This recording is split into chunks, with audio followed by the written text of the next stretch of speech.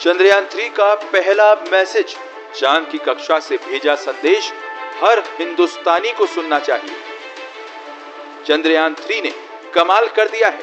इसरो के साथ पूरी दुनिया को जिस पल का इंतजार था, वो पल अब आ गया है। चंद्रयान 3 ने अग्नि परीक्षा को पास कर लिया है। भारत के लिए ये किसी बड़ी जीत से कम नहीं है। भारत की अंतरिक्ष में बढ़ती धमक की सबसे बड़ी खबर चंद्रमा के ऑर्बिट से आई है। 5 जुलाई को चंद्रयान 3 ने जैसे ही चांद की कक्षा में कदम रखा, उसने धरती पर इसरो सेंटर को सबसे पहले जो संदेश भेजा, उसे हर भारतीय को जरूर सुनना चाहिए। चंद्रमा की कक्षा में पहुंचते ही चंद्रयान 3 का पहला मैसेज आ गया और वो मैसेज है, मॉक्स इज ट्रैक। मैं चंद्रयान 3 हूँ, मुझे चंद्रमा की ग्रेविटी महसूस हो रही है। चंद्रयान 3 ने जैसे ही चांद की कक्षा में कदम रखा, उसने धरती पर इसरो सेंटर को सबसे पहले यही मैसेज भेजा। अपने सफर के 22 दिन बाद मिशन चंद्रयान 3 ने शनिवार शाम को बड़ी चुनौती को सफलतापूर्वक पार कर लिया। चंद्रयान 3 ने 3,84,400 किलोमीटर की दूरी तय करने के बाद शनिवार को धरती की ग्रेविटी के दायरे से बाहर निकलकर चांद की ऑर्बिट में एंट्री की।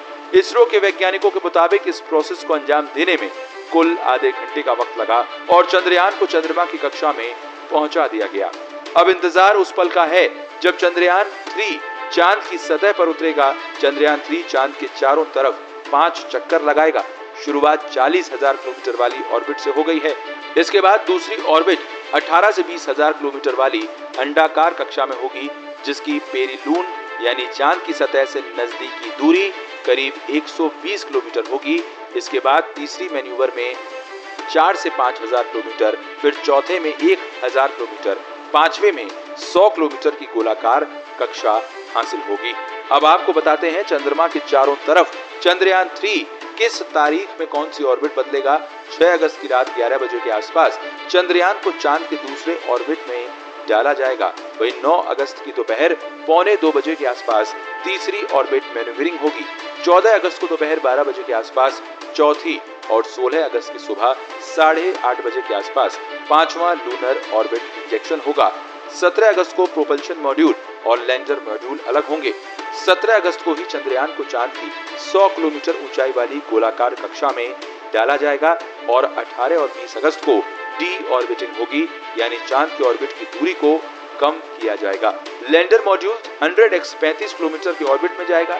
इसके बाद 23 अगस्त की शाम 5:47 पर चंद्रयान की लैंडिंग कराई जा सकती है। आपको बता दें कि चंद्रयान 2 में विक्रम लैंडर की हार्ड लैंडिंग हो गई थी। 3 महीने बाद अमेरिकी स्पेस एजेंसी नासा ने इसका मलबा ढूंढा था। इसके 4 साल बाद अब फिर इसरो चंद्रयान 3 के जरिए लैंडर और रोवर को दक्षिणी ध्रुव पर उतारने की कोशिश करेगा। रोवर एक 6 पहियों का रोबोट है जो लैंडर के अंदर ही होगा और लैंडिंग के बाद बाहर आएगा। चंद्रयान 3 से चंद्रमा का निर्माण और विकास जिस तरह से हुआ है, उसे समझने से पृथ्वी सहित सौरमंडल के इतिहास को समझने में मदद मिलेगी। चंद्रमा सबसे निकटतम खगोलीय पिंड भी है। इस पर अंतरिक्ष खोज का प्रयास किया जा सकता है। भविष्य के लिए चंद्रमा पर अंतरिक्ष अड्डे स्थापित किए जा सकते हैं। चंद्रमा, पृथ्वी और ब्रह्मांड की बेहतर समझ के लिए ये खोज जरूरी है। अगर ये परीक्षण सफल हो जाता है तो भारत को दुनिया के सामने अपनी क्षमता दिखाने का मंच मिल जाएगा। Special report,